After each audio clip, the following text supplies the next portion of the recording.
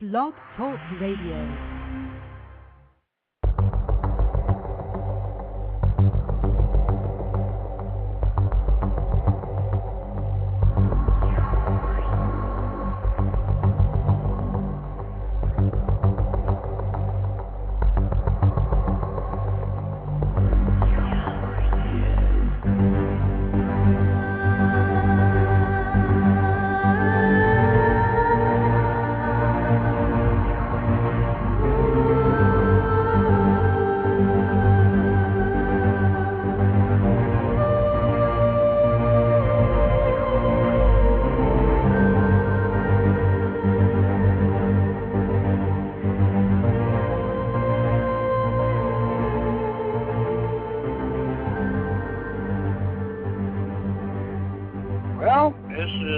Friday the 13th, 2010, it's 8 p.m., and this is Templar Memorial Day. And the reason why I said that is because on October, Friday the 13th in October, way back in the late Middle Ages, the seneschals of Philip the Fair of France descended on the poor Knights Templar in a nationwide coordinated raid and kicked their doors in and arrested them.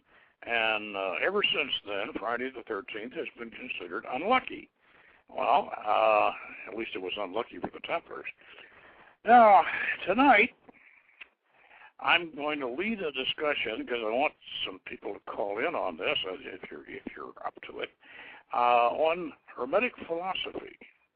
And it will go from ancient Alexandria through the Middle Ages, the Renaissance, and on into the modern era. We'll look at the early work of Empedocles, if you please, and Empedocles, if you don't please, and Pythagoras, and the Pomander, and the Asclepius, that's the Hermetic corpus, and the Emerald Tablet, and the Chaldean oracles, and we will consider the Gnostic connection, how the Kabbalah arose from Greek, Assyrian, and Gnostic roots, and how it joined with Hermeticism in the Renaissance, and we'll establish why astrology is so important in the magical art. Well, most importantly, however, we will look for the great secret of Hermetic Kabbalistic philosophy. Now, this is the why of magic. This is that holy grail that we search for. This is the reason that we dedicate our lives to an art that destroys the fools and makes the wise immortal. I said I doubt you've ever heard anything like this before, and we're going to try to open the path to enlightenment. Now, nosce te ipsum, which is the way we open correspondence in the OTA, nosce te ipsum means know thyself. That was written over the proscenium of the cave of the Oracle of Delphi. And the answer to that is tu es Deus. You are God. Now, I adopted that charge and response, that motto, back in 1970 when we started the OTA.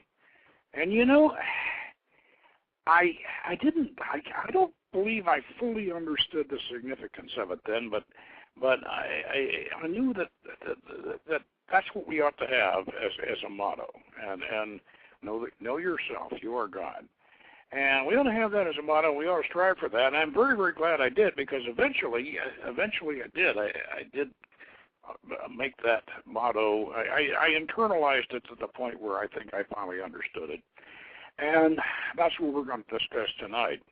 Is the reason why we do all this. And you might be asking yourselves, or some of you might be asking yourselves, well, what in the heck are intelligent, in some cases college-educated PhDs and people with modern people who are well-educated and intelligent and productive?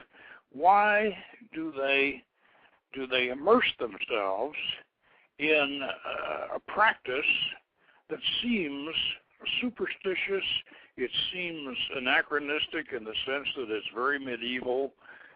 These people in these dark rooms and wearing robes and beating drums and ringing bells and chanting and claiming to be in contact with spirits and all this stuff that seems either it seems childish or it seems to be very superstitious. Why do we do it? And why have some very, very intelligent, very capable people ever since before the time of Christ? Why have they been doing this, and why have we continued to do it? Well, the reason, of course, is that this art, and magic is an art, by the way. It's an art. It's an art science, but I think in many ways it's more of an art than a science. And this art holds out the promise to the practitioner, to the aspiring Magus. This art holds out the promise of, literally, of immortality. And if you pursue the art the way you should, and if you follow the path the way you should, and if you don't fall into some of the terrible traps along the way, then you actually can achieve immortality. And I know that sounds a bit presumptuous, but I think maybe by the time we get done with this hour, I think if you pay very close attention, now you folks in the chat room, remember now, this is going to be heavy, so you really need to listen to this one. By the end of this program, I think hopefully that some of you will understand why it is that we can say that the Hermetic art does hold out the promise of immortality for you if you conscientiously pursue it. Now, what I'm going to do at the beginning here is I'm going to read, and I did this to introduce, by the way, I did this dramatic reading of the Emerald Tablet of Hermes Trismegistus at the beginning of Rites of Magic, and we have a nice illuminated version of it. So I did that. I'm going to do that again. And what I'm going to do at the end of the show, the end of the hour tonight, we're going to reveal what the secret of the Emerald Tablet is. And we're going to see it by that time if some of you already know it. You can already guess it. Now, anytime during the program, please call in, especially if you figure out what it is that the big secret of the Emerald Tablet is. If you think you figure it out, you call in. And I was joking with Sir Andrea before we went on here. Well, you can win the golden apple of the Isle of the Blessed if you answer the question. Now, remember, our guest call-in number is 347-857-1830. Call in at any time. I'll repeat that. It's area code 347-857-1830.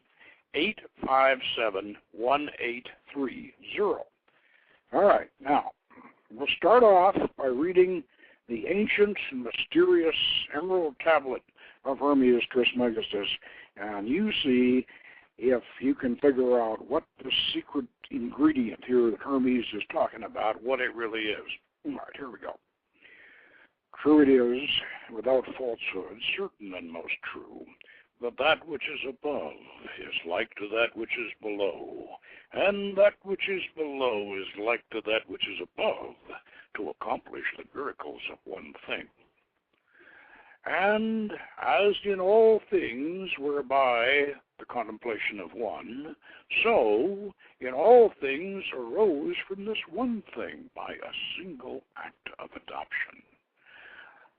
The father thereof is the sun, the mother, the moon. The wind carried it in its womb. The earth is the source thereof. It is the father of all works of wonder throughout the world. The power thereof is perfect. If it be cast onto the earth, it will separate the element of earth from that of fire, the subtle from the gross. With great sagacity it doth ascend gently from earth to heaven. Again it doth descend to earth, and uniteth in itself the force from things superior and things inferior. Thus thou wilt possess the brightness of the world, and all obscurity will fly far from thee. This thing is the strong fortitude of all strength, for it overcometh every subtle thing, and doth penetrate every solid substance. Thus was this world created. Hence will there be marvelous adaptations achieved, of which the manner is this. For this reason I am called Hermes Trismegistus, because I hold 3 parts of the wisdom of the whole world, and that which I had to say about the apparition of Saul is completed. There. Now, that's the mystery of the Emerald Tablet. What is this strange force, this strange element, this strange thing that Hermes is talking about? Well, you think about that, and if you think you've got the answer, you call up and tell me, and you win the golden apple. Well, call anyway if it's on the topic. And then by the end of the program tonight, I believe some of you will begin to get the idea of exactly what this is. And at the end of the show, I promise, and I will tell you. Now, what is Hermetic philosophy?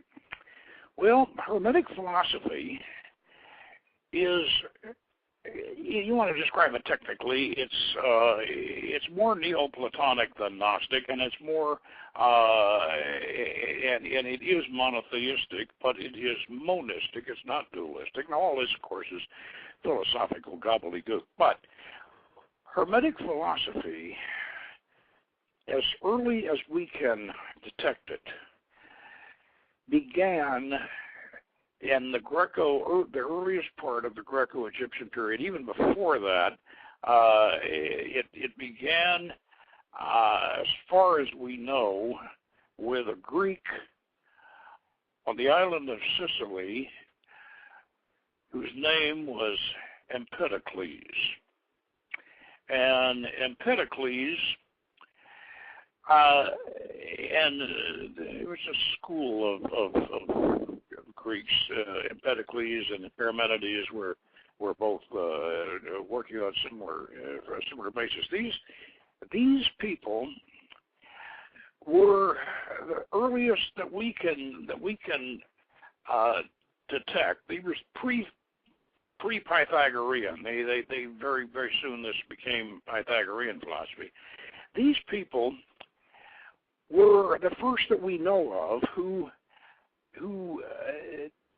contemplated the universe from the point of view of the subjective self, the idea of the self contemplating the universe, and then wondering why the self could contemplate the universe, and wondering then whether or not the self could define the universe. And then trying to find out what the self was, and then trying to find out what its relation to the universe was. This whole process, a fellow by the name of James wrote a book on this called the Bicameral Mind, and he got the idea that some kind of mutation occurred in the human mind at that time that enabled them to do this. I don't think this was the case, because Empedocles, Parmenides, and the rest of the Greek philosophers drew upon and venerated the ancient Egyptian ideas of the divisions of the soul. So this is why this Hermetic philosophy that we come up with, even though we can say that this whole idea of the divine self and the divine self being able to access the divine power of God, that this idea started, as nearly as we can tell, with Empedocles, but it drew upon the ancient Egyptian notions of the divisions of the soul. transcendental notions of the division of the soul. Like even the old pyramid texts, further back you go, the Egyptians had their concept of immortality and of the soul's living on after death, and all of this. This was very unique to the Egyptians. The Sumerians didn't have anything like this. As far as we know, they didn't have anything like this in Mohenjo-Daro, but the Egyptians, way back 5,000 years ago, they had this concept. But then it took, but their version of it was very ritualistic and in a sense explained by metaphor, whereas Empedocles, Parmenides, Empedocles, and then the later Pythagoreans, they got into it from a standpoint of examining the whole mystery of the self and the mystery of God and the self. Now, one of the interesting things I'd like to point out here, that Parmenides, he is considered to be, believe it or not, the founder of logic. Yeah, Parmenides is considered the founder of logic, and this guy was a full-blown mystic who was ruminating about the special divine nature of the soul and of immortality, and yet we consider him to be the founder of logic for the simple reason that he said, okay, the only thing I really know is that I'm sitting here and I'm me, and I'm nobody else, and what I can see around me, and only this minute, I don't know what I remember might not be true, but what I see right now around me, I can say is real, and I can say this moment is real, and I can say I'm real, and nothing else. That's all I can say. That's it. And I'm not even sure if what I'm looking at is actually real or what. So all I know is that I'm here right now, and that's it. And nothing else can I prove. Everything else has got to be some sort of a construct. And that's considered to be the start of logic. Well, this kind of contemplation, this is what got James, who wrote this book about the bicameral mind, he got to thinking that this was something unique. Well, the actual contemplation of it may have been. Now, at least as far as we know. Now, this idea, based and following upon and drawing upon the very ancient Egyptian idea of the transcendence of the soul, began to form a philosophical school in Alexandria during the Ptolemaic period, the Greco-Egyptian period. These thoughts began to form into a philosophy, and this is around about the same time Gnosticism's growing up. Hermeticism is a bit different than Gnosticism. It does draw on it to some degree, but we'll explain that in a minute. But this school of thought got started. Now it was attributed to Hermes Trismegistus. That's a Greek version of the Egyptian god Thoth. And the Greeks, as you probably know, venerated the Egyptians. Plato venerated the Egyptians. All the Greeks philosophers venerated the Egyptians because of this, of the contemplation of the immortal soul that the Egyptians had come up with. So, during this Greco-Egyptian period, say 200, 300 BC, they began to develop this line of thought, which eventually culminated in Hermetic philosophy and also in Neoplatonic philosophy after around the time of Jesus, but actually it got started before Jesus. Jesus, in my opinion, now that we know that Hermetic philosophy really did get started before Jesus, it was discredited in the Renaissance, in the later Renaissance, by saying that, well, it was all post-Christian. but actually now we know we know that actually it was pre-Christian. So Jesus himself was in a sense a Hermetic philosopher, and this got started in this around about 200, 150, 100 BC, and what the basis of it was the idea that God, that there was just one God. This was there were other gods under him, but one God was everywhere and everything, and he created the whole universe.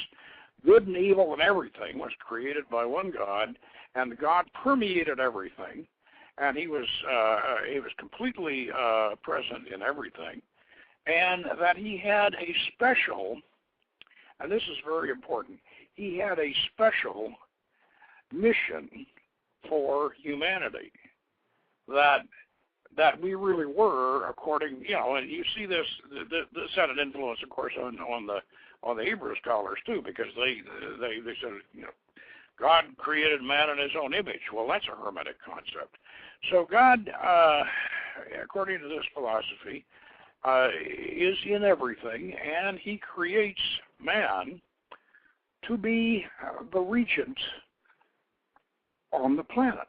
And he is the regent, and man is the eyes and the ears of God, and man is the agent of God, and this is affected by a quality called nous, N-O-U-S. It's a Greek word which is not easily translatable, but unfortunately, the earlier translations of the Hermetic treatises they translated nous as mind.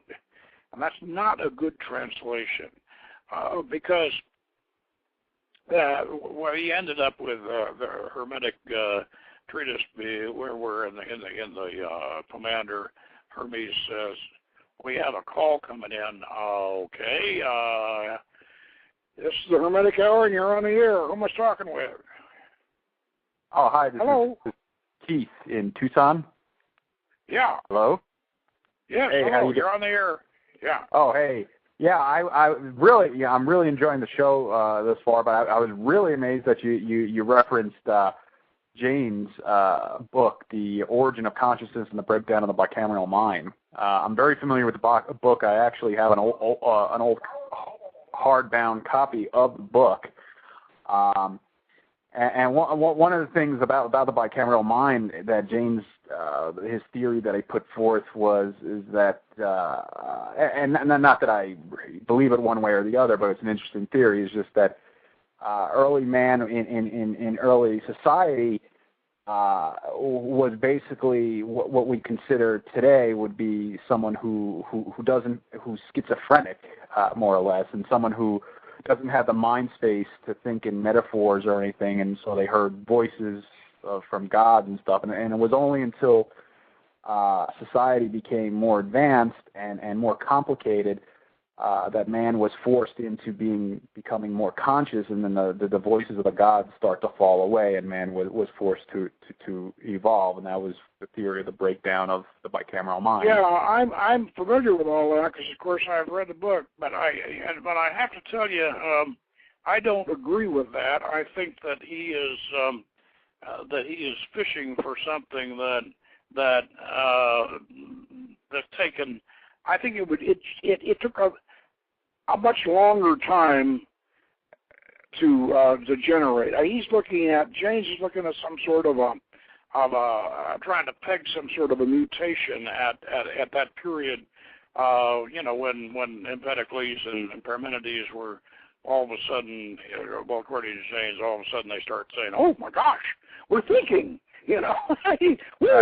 It's wonderful. Yeah, I don't agree with that. I think that this came on gradually, but I do, and I don't think we were necessarily schizophrenic because, as a magician, heck, I talk to spirits on a weekly basis, and granted, yeah, I mean, and I do, and these they don't they don't sound like voices in the next room. They're what we call knowings, but they're very, very powerful. And so, you know, people thought in those days, they thought the dreams came from the gods, and they thought that that these intuitions they had came from the gods. And one of the reasons why they did was because they had this idea that they didn't do the Descartes the Cartesian thing of trying to separate mind, imagination from reality. You know, and this is one of the problems with James is he doesn't take into consideration the Cartesian revolution, so to speak. Right. Yeah. And one of the things, one of the things he did point towards, though, which was kind of, you know, he did extrapolate a lot of stuff and made a lot of presumptions and a lot of jumps. But one of the things is that he did point out is that if you look at the history at the times that he was pointing out, there did seem to be some sort of evolutionary shift somehow. I mean, things just changed. Yeah, I think that's a metaphor. See, this is the thing. It was the metaphor. James, before that time, and even during that time, and all the way up through Plato and everything, they still talked about the gods, and they still used they still continued to use mythological metaphors to describe psychic phenomena and to describe the oracular and the intuitive. They still did, but before that Empedocles and before Parmenides, before that was kind of the birth of psychology or parapsychology, if you want to put it that way. And so what you've got here is the Greek process. This is why we call Parmenides the father of logic. Well, Parmenides was a full-blown mystic, but he said, well, why am I me, and why you know what can I say about all of this? And now that part of it was new, but I don't think that means that there was any kind of, I don't think our brains changed particularly. I think this is a cultural, you know, this is an evolution of culture and an evolution of a process. But anyway, but James has certainly got people thinking. Let's put it this way. So James, I'm not really opposed to it. I just think he really got people thinking though, and that was a good thing. Yeah. Okay. Thanks a lot for the call, and let me get back to this. Show. Yeah. Okay. All right. Bye bye. Anyway, yeah, I was gonna. I'm glad he called in about James because, yeah, James did get this whole thing kicked off, get people thinking about it. Now, along that line, and another book, and it might have been influenced somewhat by James. Another book that I really, really want to recommend to people who really want to dig in and get this and make it yours is a book by Peter Kingsley called Reality. And this came out in 2000.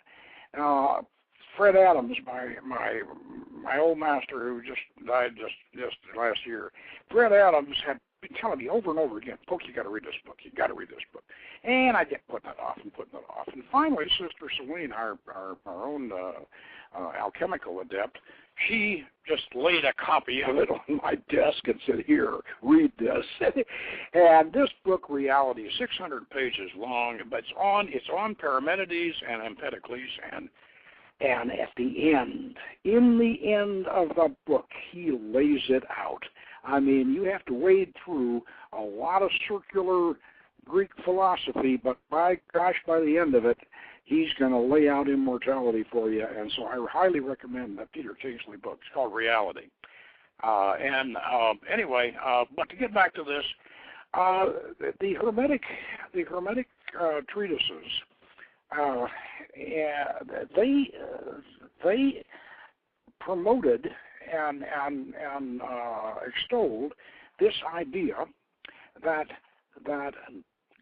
man was divine, and that unfortunately, according to Hermes, yeah, we all are, but there aren't that many of us that know it. And you have to that we all have the mind, but we don't have, all of us don't have the nous. In other words, the spiritual consciousness. And he describes the spiritual consciousness, the nature of it. And I'll read here a description of from the Hermetic treatises, the description of this spiritual consciousness here. If I can find it, let's see.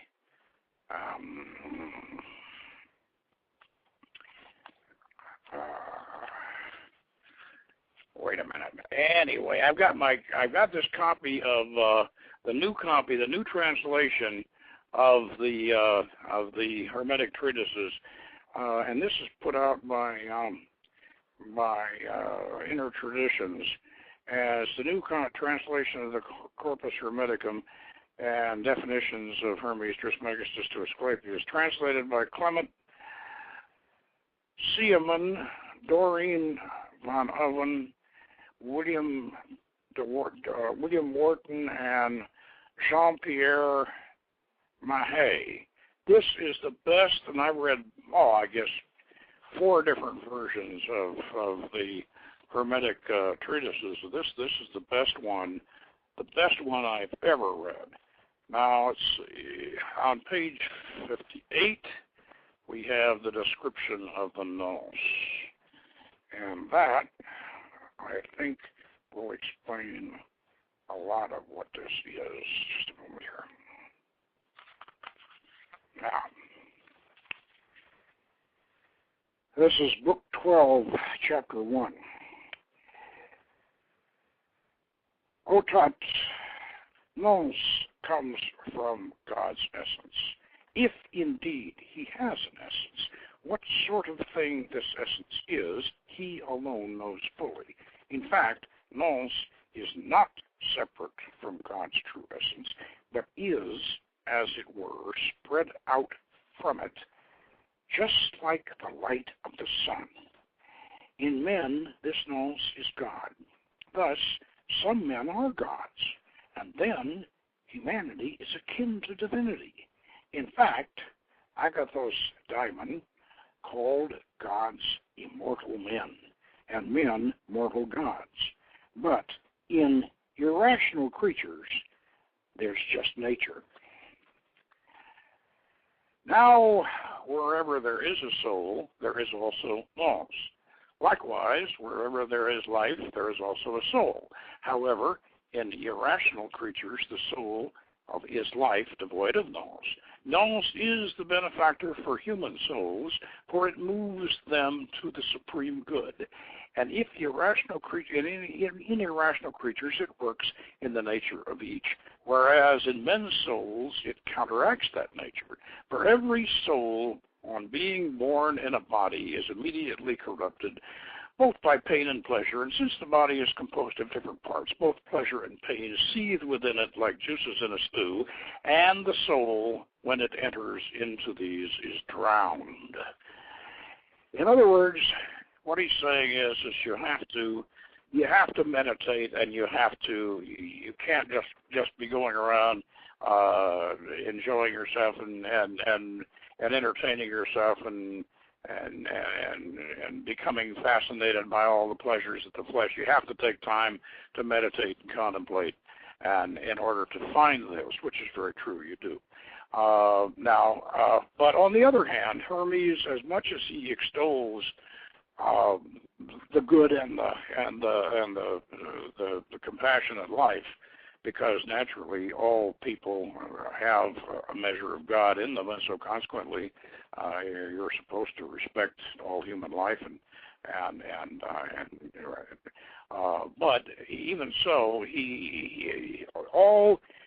this is a monist philosophy, which means that there is no devil necessarily. There are demons, and there are spirits, and there's good and there's evil, but it all comes from God.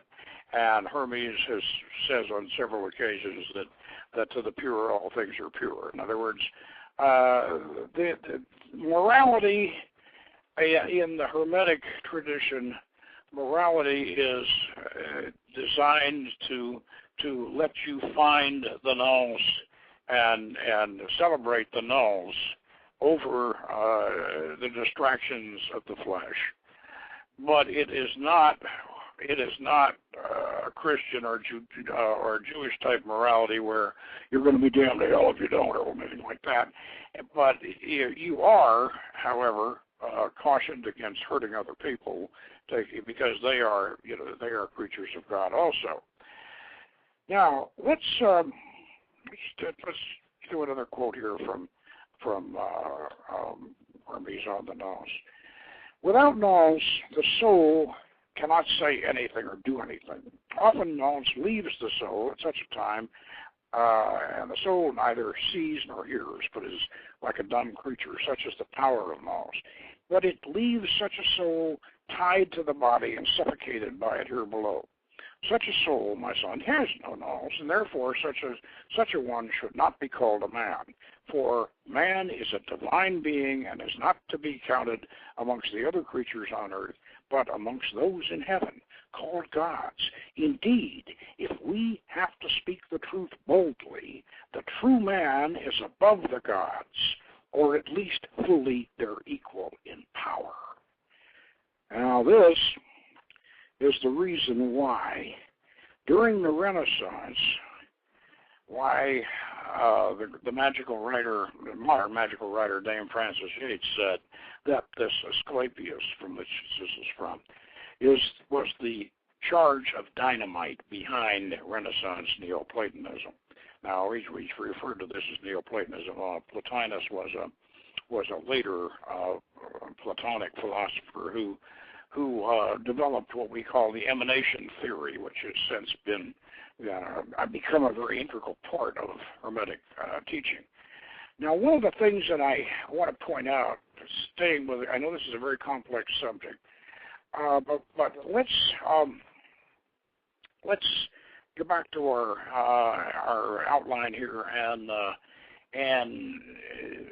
say that the Gnostics, which we're, I think, all familiar with, that they did contribute to this, and they rose up around the same time as this philosophy. But the Gnostics were dualists, and they believed that the world was. Oh, I got another caller. Okay, you're on the air of the Hermetic Hour. Who am I speaking with? Hi, Mr. Runyon. This is your admirer. Oh, yeah. I know who that admirer is. I know who that admirer is, yeah. Right.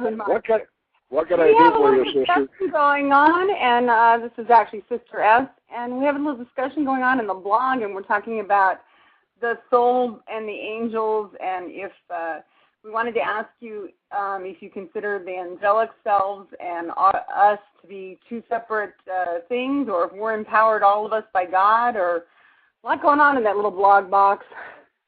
Well, the spirit in Hermetic philosophy, before it became blended with Kabbalah, and I was going to discuss that in a little bit, how the Kabbalistic Hermetic philosophy actually had an influence on Kabbalah, and then Kabbalah, then they looped back, and Kabbalah and Hermetic philosophy got unified.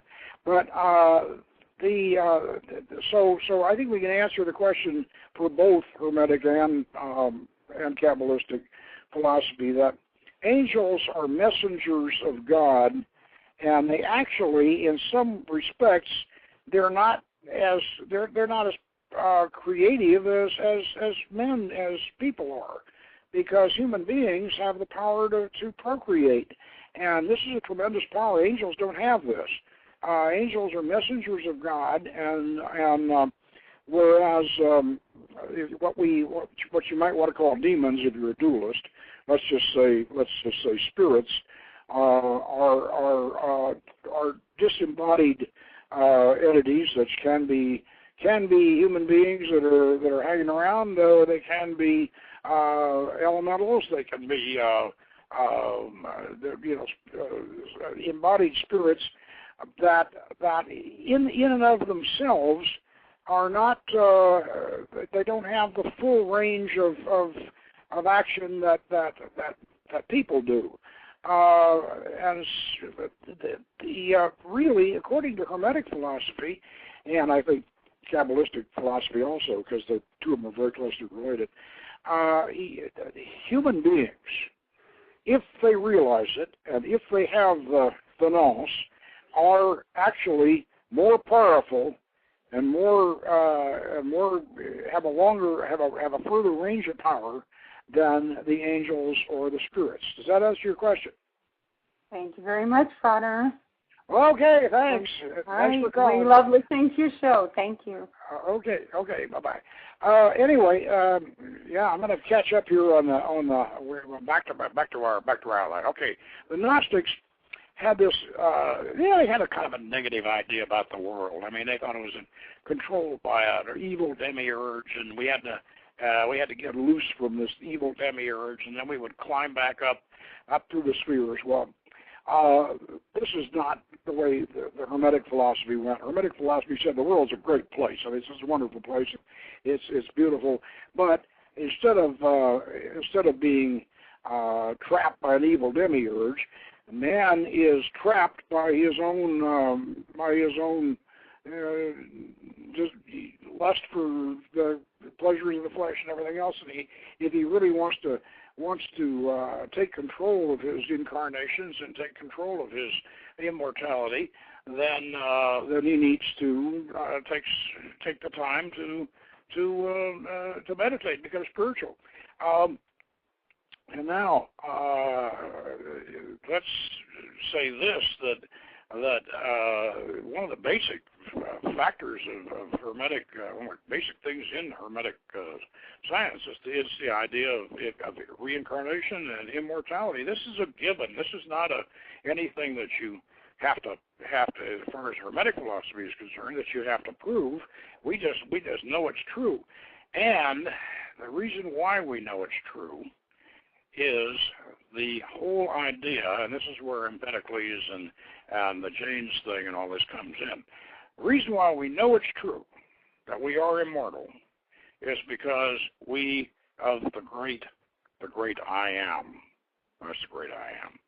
Now, we give Moses some credit for the great I Am. I think he deserves some credit. Because when God first appeared to Moses said, well, who shall I tell the people, and that you are? And he says, I am. And Moses said, well, I can't go back and tell them that I am. But that's what God said. Now, if you really want to be, esoteric, you can say the whole Kabbalah just starts right there with I am, because if I am means that he is, and if he is, so are you, because I am, and you are I am, and now some people say, of course, because of this, that Popeye is God. Popeye said, I am what I am, and it's all that I am.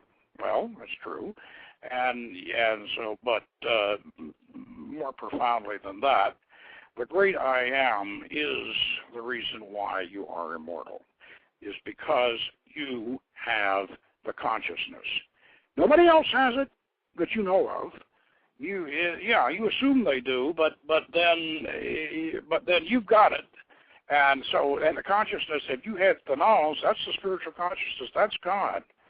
So you got it. So you're going to keep it because you've got it, and nobody else has. And it's not going to die because that consciousness is not going to die. Now, if you can grasp that, that's hard to grasp. Very hard to grasp. It takes, for most people, it takes years of study to grasp this. This is not a philosophy that people want you to even contemplate. Freud, by the way, came up with a definition for it. He called it the oceanic feeling or the oceanic sense, and he didn't like it. And it was like when he and Jung got to talking about and Jung came up with his archetype theory, and Freud said, we must promote the doctrine of sex, because if we don't, we will release a black flood of occultism. Well, the oceanic feeling Freud felt the same way about that. He said this has no place in my psychology. But the oceanic feeling is the idea of your complete connection with nature, where you feel your consciousness. It's what Walter Stace referred to as undifferentiated unity, the mystical experience, where you are completely in touch with nature, and nature's completely in touch with you, and it's on a personal basis. Now, there's a philosophical term for this called solipsism. Now, solipsism means a self-centered philosophy, a philosophy that extols the self. And the words almost disappeared from usage. Nobody talks about it. In the modern world, nobody wants you even thinking about this. They don't. This is something that it has a relationship to Romanticism, and during the Romantic period, there were a number of people who resurrected this. This is why the Hermetic philosophy was so popular during the Romantic period, because of this essential, this doctrine of solipsism, which if you embrace it, and you realize that this is the secret of immortality. Now, I've come up with a term to link the two called romantic solipsism, and that's my term for describing the magical philosophy. Now, the Gnostics contributed, what they contributed was the whole idea of the ascension up the spheres. And one of the reasons now, and we need to move along with this outline, or we can cover the rest of this. One of the reasons why astrology is part of Hermetic philosophy, along with alchemy, of course, one of the reasons why astrology is so important is because if you are going to act as God, and if you are going to control the universe, and you're going to use this godlike power to control events, then you need to be able to have rules and have a system for every bit of the universe you can perceive as far out as you could perceive it. Yeah. Just like Enoch, you've got to get up there and you've got to find out what makes everything move and be the master of the moon and the tides and the stars and everything else. And so therefore, astrology came in very, very early on, became the magician's operative philosophy, because it was that huge, great universe. And the furthest out he could see, beside the stars, which they thought were on a sphere of their own, the furthest out planet they could see was Saturn. So that's why in the Kabbalah and in the Hermetic Kabbalah, the physical universe begins with Saturn. And that's why we ascend back up from the Earth sphere on up through the moon and on up to Saturn. We come down that way from the zodiac, and we come on down that way and we're born, and then when we die, we go back up that way, and that's the great ladder, the great Hermetic Kabbalistic ladder. Now, the reason why astrology is so important is it is our operative philosophy, and when we're talking about astrology now, we're talking about elective astrology. We're talking about astrology where you take control. You find out when the heavens are right, and then you do what you want to do based upon where they're at.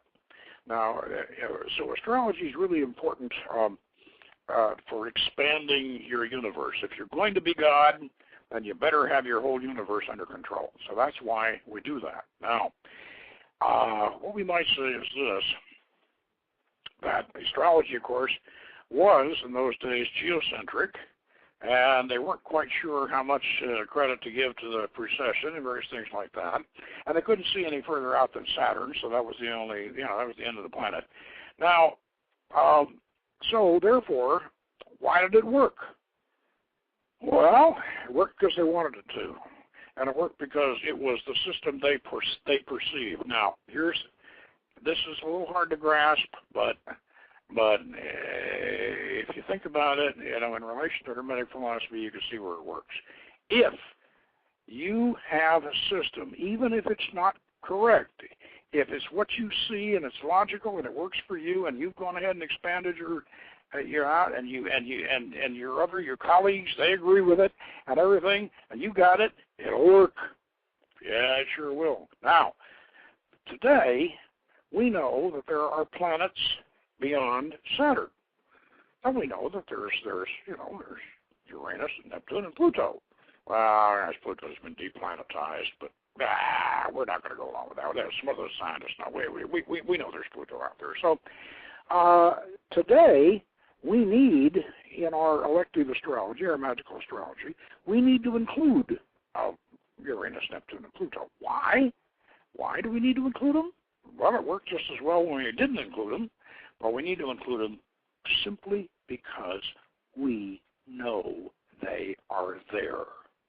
That's all. If you don't know they're there, astrology will work for you just as well. If you do know they're there, then you better include them. That's Hermetic philosophy. And if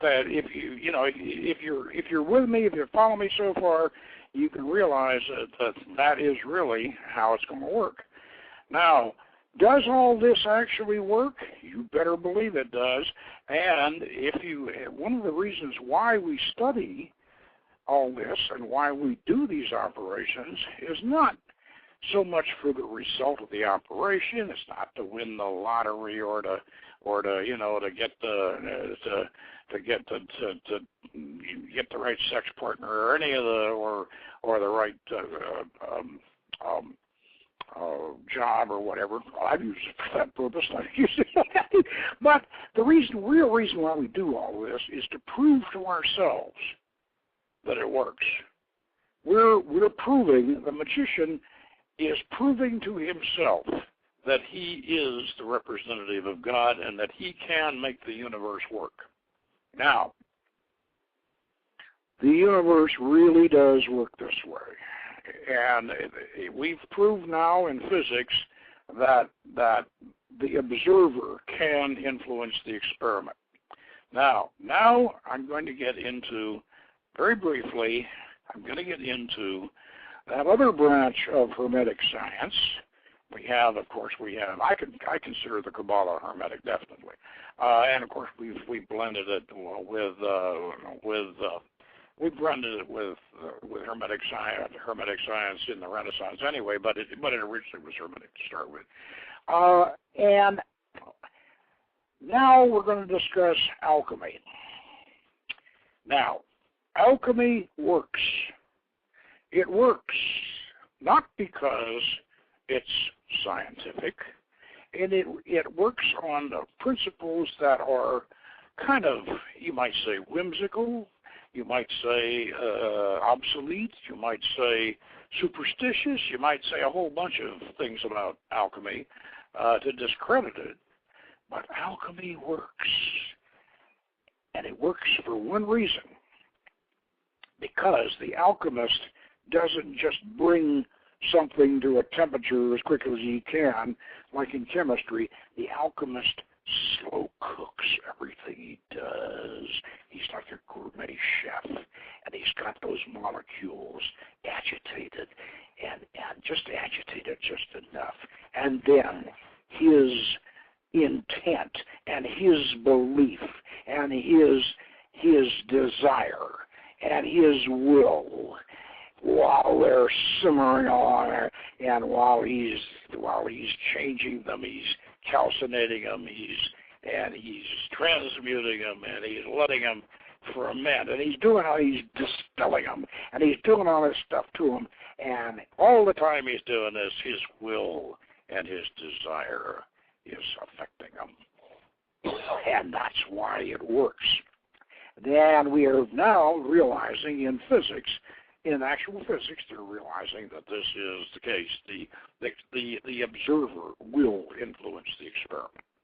And we've seen that we can change the molecular compositions of elements. We can do all these things by willpower. But the alchemist, when he sets out, he's, like I said, he's actually got his laboratory, and he is working, and he's agitating them, and he's doing all these things. So some of the things that the alchemist did were amazing. Now, why Why can't we credit alchemy, and why don't we do more with it? Well, for one simple reason. An individual alchemist can accomplish miracles, what other people would think of miracles. But he could write down all of this that he's done very, very carefully, write the whole thing down, give it to another alchemist, and have the other alchemist try to do it and not be successful. Because there's two different people here working, and you don't know how much the other alchemist can focus his nous, how much he focuses his belief in all of this. It's that factor. It is that divine nous, that divine will, that divine effort, that divine concept, that divine belief. That's what does it. And now let's look back at the Emerald Tablet of Hermes Trismegistus. What was this ingredient, this mysterious force, this mysterious element that Hermes is talking about, this thing that is the great force that separates and that accomplishes and does all these things that Hermes is talking about in the Emerald Tablet? What is it? Well, by now you ought to know. It's will and desire, love.